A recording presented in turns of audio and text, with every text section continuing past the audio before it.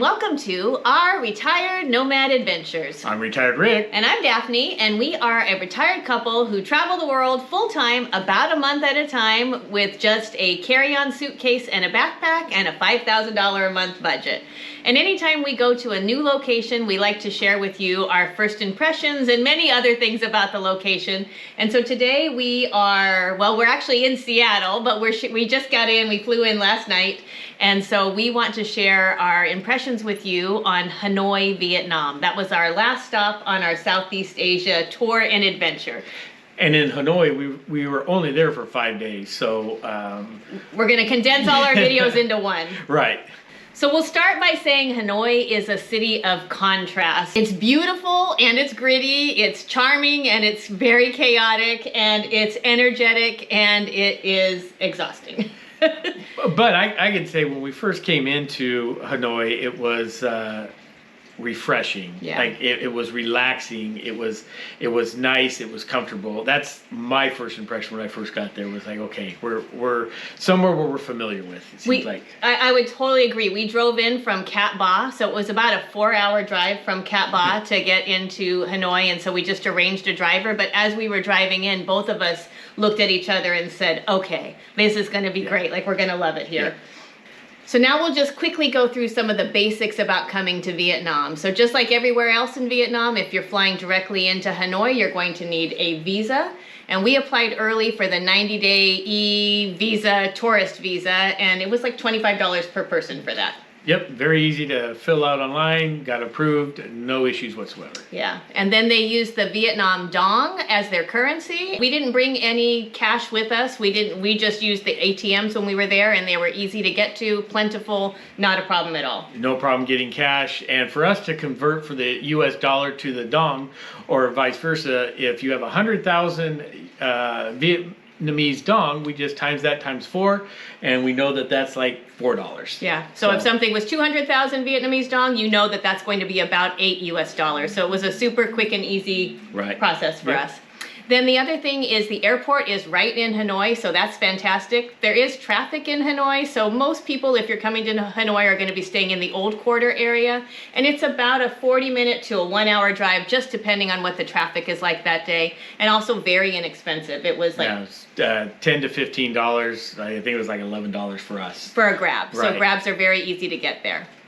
All right, so the other thing we always like to talk about is where did we stay? What were our accommodations like? And this was our last stop on our Southeast Asia tour, and so we definitely wanted to treat ourselves. And so we found a place that had a beautiful big balcony. It also had a beautiful big bathtub, and it was a little more expensive than, well, it was actually a lot more expensive than any of the places that we stayed in Southeast Asia, but we just decided we wanted to treat ourselves this time. Yeah, and with that, it also included a breakfast, which I liked. So and the breakfast buffet looked like it was good. Yeah, but we ended up spending $671 for our 5 days there, which comes out to $134 a night. So which for the U.S., so like if you were going to get this hotel in the U.S., that would have been a bargain and a steal. But we recognize that in Hanoi that was very steep. So know that you can get accommodations much cheaper.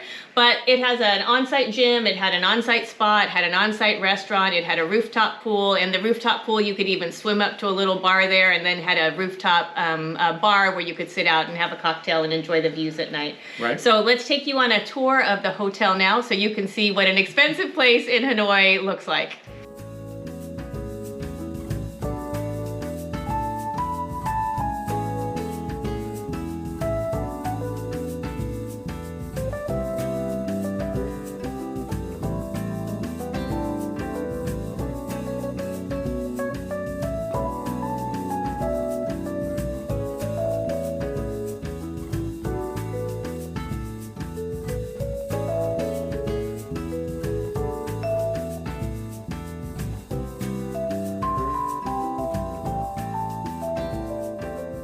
So we hope that was helpful. Again, know that you could get something less expensive. We were happy to splurge as our goodbye present to ourselves for our time in Southeast Asia.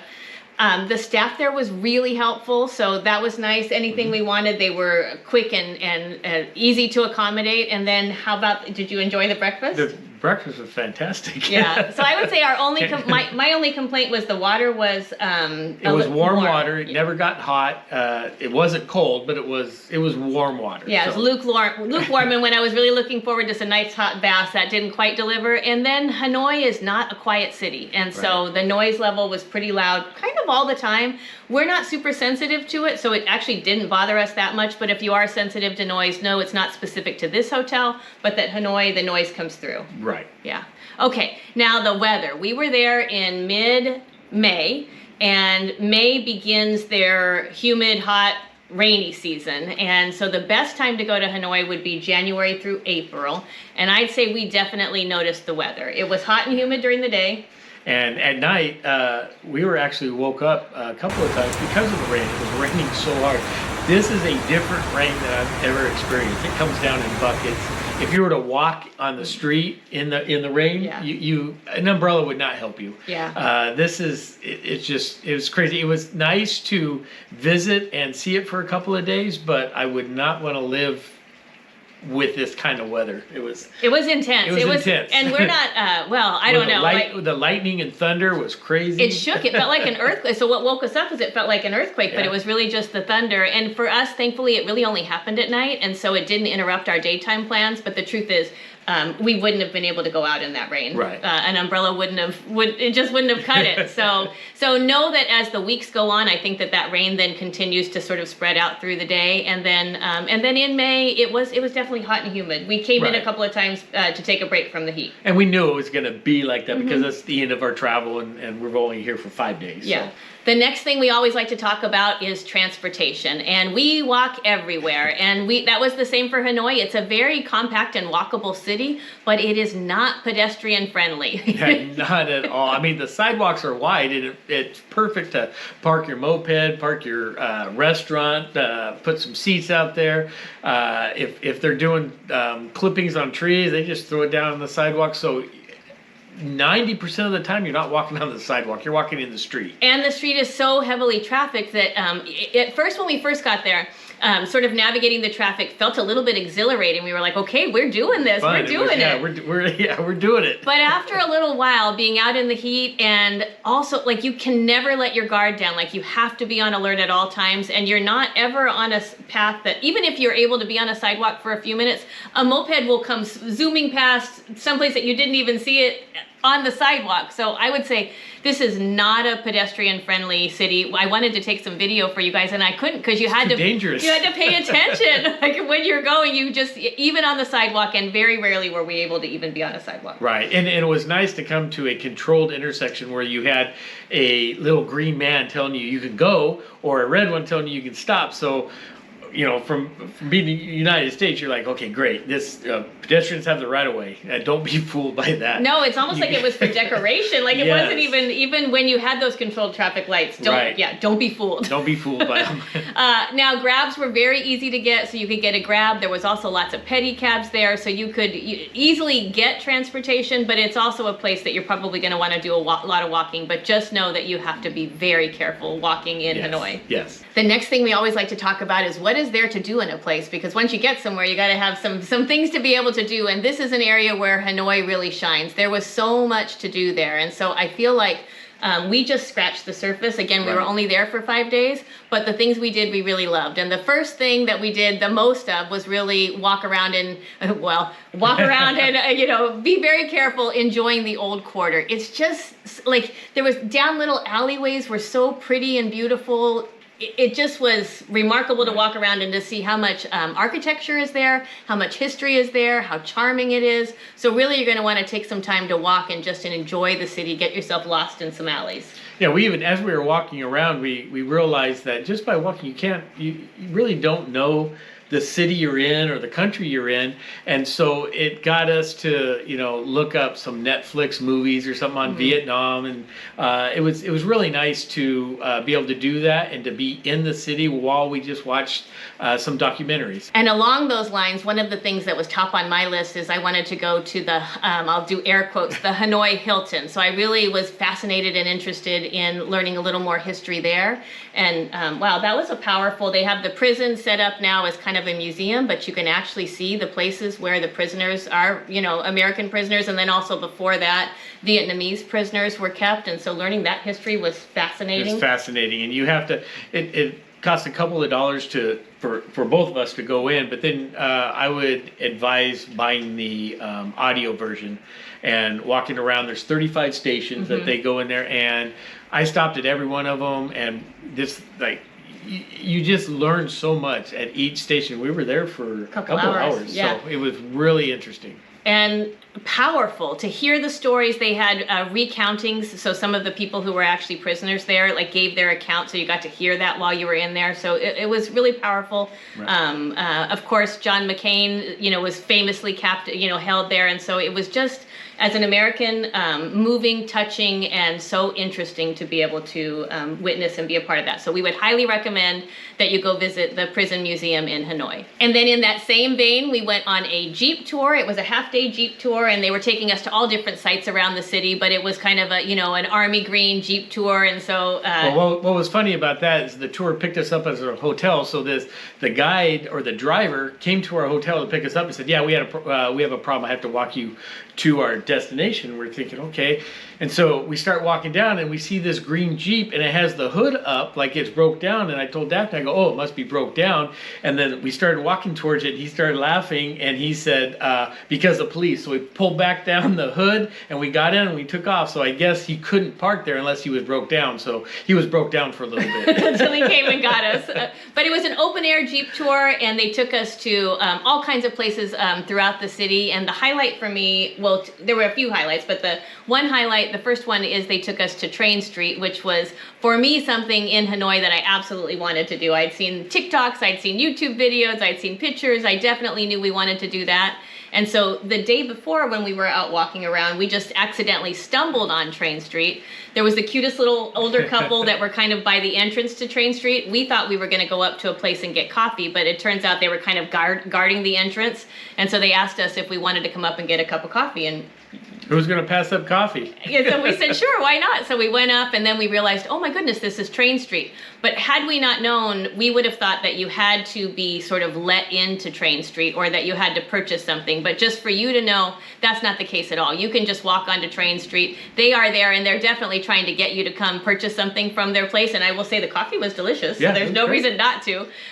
But you don't have to. What you do have to do, though, is if you want to stop and sit down anywhere along Train Street, then you have to buy something from the business that has those chairs there. But just to go onto Train Street, don't be fooled into thinking you have to pay anything to be able to go on there. And what was crazy is when on this tour, when we went to Train Street, we had a drink, and right before the train was getting there, we were instructed several times on how to sit, to turn to the side, and so we would all position ourselves, and they'd come and make sure, and then they'd even tell us to scooch in a little bit more because the train's coming. So I started getting nervous, like, this train is going to kill me. I don't know what's going on. And then when the train came, it comes inches from you. So if they didn't instruct us on how to properly sit to not get hit and killed by this train, we would have got hit and killed by the train. And there was a lot of whistle blowing, a lot of yelling, a lot of pushing your knees against the wall. And it depending on what spot you're at on the Train Street depends on how close the train comes to you. So like if we were on the opposite side of the train tracks, it would have been no problem at all. We could have kept a table up and had our drinks out. The side we were on and the location we were on, it was hairy. Yeah. It came close. But that was exhilarating, and that was definitely a highlight. They also took us to some food places that were really great, just took us around, took us into some countrysides. So it was a lovely way to spend the afternoon and to learn a little more about Hanoi. I agree. Okay, then the other thing that we did is one day, so we had gone to some places on that tour, and then I realized there are some places we didn't see that I definitely wanted to see, and so I just took out ChatGPT and I asked ChatGPT, here are some places we want to see. Will you add some other places in and plan an itinerary and then also put them in a walkable guide for us so that, each destination kind of followed after the other. And ChatGPT did a great job planning our day for us. So I want to encourage you, if you're at all interested in any location, ask ChatGPT to plan your day. So here's where they took us, or here's where ChatGPT took us in Hanoi. So this was a fun day. So first of all, it took us to the lake that's in the middle of the city, which was so in the middle of this chaotic city. They blocked traffic off here, and so it was so peaceful and lovely to walk around the lake. So it was kind of this oasis in the middle of all of the chaos. The locals call it Sword Lake or Turtle Lake. Yeah. And there's a whole legend that goes along with that, and you'll see the little temple that's in the middle of the lake that kind of goes along with that. But you can also cross over a red bridge, pay to cross over a red bridge, and then be able to visit a temple that's on the lake. And so ChatGPT suggested that, so we did that, and that was great. From there, we went to a market. So it was an indoor market, which was, we wanted to go to the market. Right. By the time we got there, it was hot, and the market is huge. So it was a little overwhelming. We didn't stay there too long. No. Then it recommended we go to Beer Street, and so we actually skipped out on that. Instead, we went over to sort of where the night market is. On the weekend, it kind of runs all day, and so we walked and took a look at the market. But it also recommended some places to eat while we were out and about, so I would highly recommend, no matter where you're at, asking ChatGPT to plan your day, because it made for a really interesting day. Yep. The last thing that we'll recommend you don't want to leave Hanoi without seeing is St. Joseph's Cathedral. And so it's sort of Hanoi's answer to Notre Dame. It was really, it looks very similar. We happened to go on a Sunday where Mass was happening, and so that was really pretty to see. It's in this little courtyard area, and so there's all kinds of cafes there, and we would recommend you go up to the second story, kind of any of the cafes, just to get a different and beautiful view of the church, enjoy some coffee with these beautiful views. So that's one more thing we would say you can't leave Hanoi without seeing. Right. Yeah? All right. Then Hanoi is a foodie's paradise. Oh, food is fantastic. Food was crazy good. Like we really have good. So many Michelin-rated, Michelin-stars, Michelin-ranked restaurants. Mm-hmm. We had a whole list of places that we wanted to go see, and we barely touched them. Right. And so because we ended up going back to a place that we really like. So yeah. So we want to make sure to recommend for you. So of all the, and we ate out twice a day. During our 5 days, so we've got 9 different places, because we went to one place twice. So we had 10 different places that we went to, but we have 2 that we feel like are can't misses for you. Okay, the first place is Tam Vi restaurant.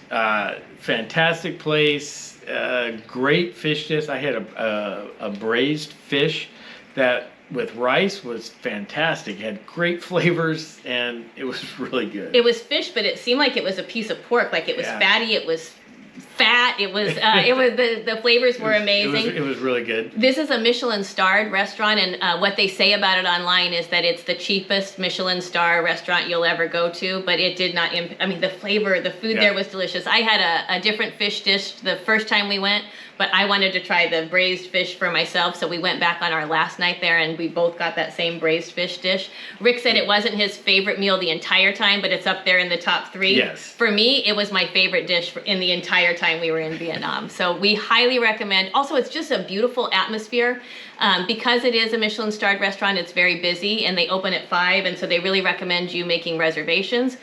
We just showed up at 5 and held our breath and hoped for the best, and they were able to seat us both times at 5. They made us promise we would be gone by 7, which for us is not a problem. No problem. But we highly recommend you go to Tam Vi's. Yep. The next place is called Chả Cá Thăng Long. And this is good job. And this is a Michelin-ranked restaurant, and really it's a turmeric and dill dish that's very famous in Hanoi. And they come and they serve that for you tableside. So they come with it sort of partway cooked, and you grill it the rest on your table. They sort of show you how to mix it in with the rice noodles. They have peanuts. They have all kinds of fresh herbs. Delicious, fun presentation, fun time at the table, but also really, really delicious food. Good food, kind of interactive food where you're kind of cooking your own food and putting all the ingredients in there, and it was interesting. Yeah, I loved it. Did you love it? Yeah, I liked it. Okay. Oh, Rick said he liked it. I loved it. So I love turmeric and I love dill. Now know that it's kind of a set menu type place. You can add other things. They have like snakehead soup and that kind of stuff. We just stuck with the turmeric and dill fish. But the menu is very small. They're really famous for these hot woks on their tables that are great.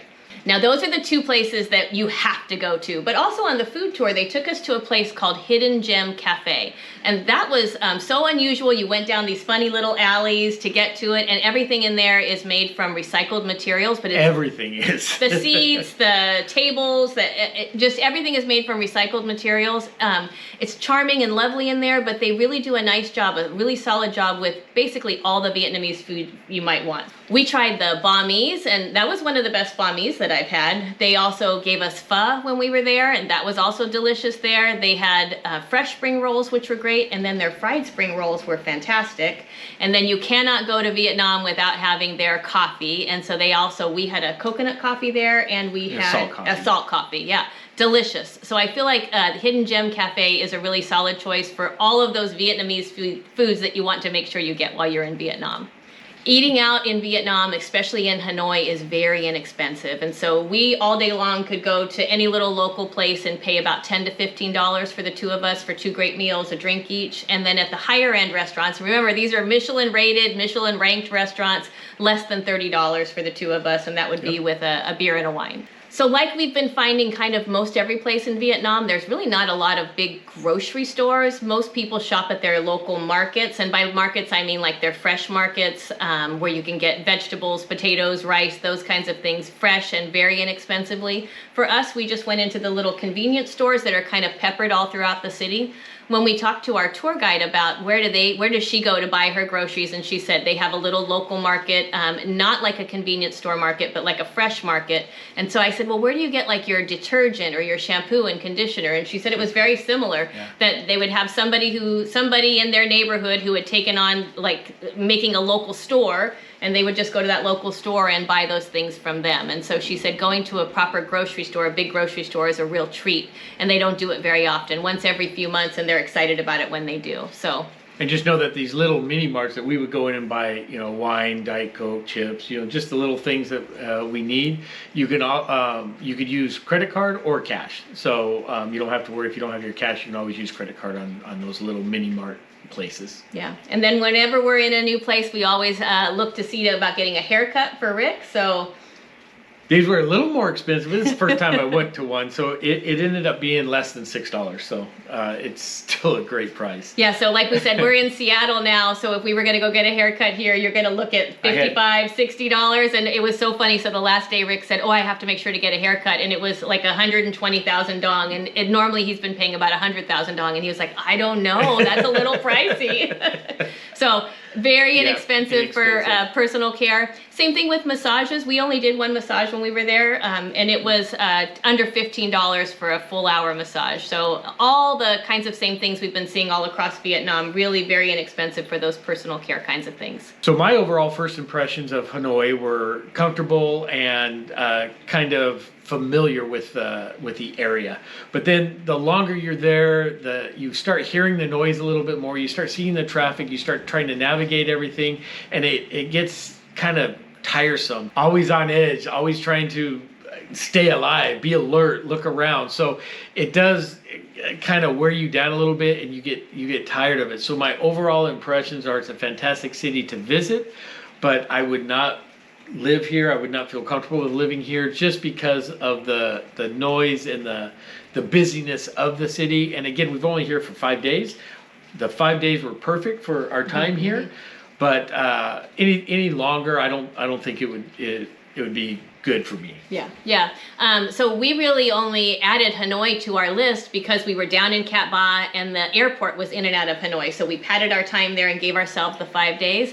And for me, it's the same. It's like at the beginning, we talked about it being a city of contrast, and it really is. It's energetic and exhilarating and also exhausting. Yeah. So I was really, by the end, pooped. And we were ready to leave, not in a bad way, just felt like we needed to breathe. And so for me, same thing. I wouldn't be able to. I think that if you're down in the north or up in the north and you're anywhere near, if you go to Ha Long Bay or any of those kinds of things, don't miss Hanoi. Like, it is an amazing city, and there's so much to do. Yes. There's so many great things to eat.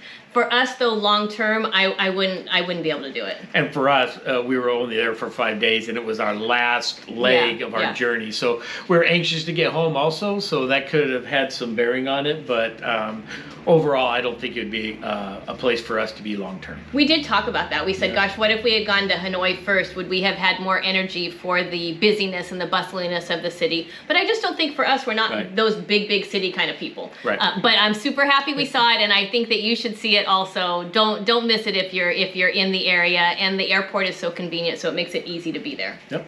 Okay, so we also got some great treats while we were in Hanoi, and so this hasn't happened before. We got three people who donated coffee to bought us coffees in the best place to get coffees. So we want to make sure to thank them. So we have Jason Hensley and Jason, this is your second time buying us coffees, and we so appreciate that.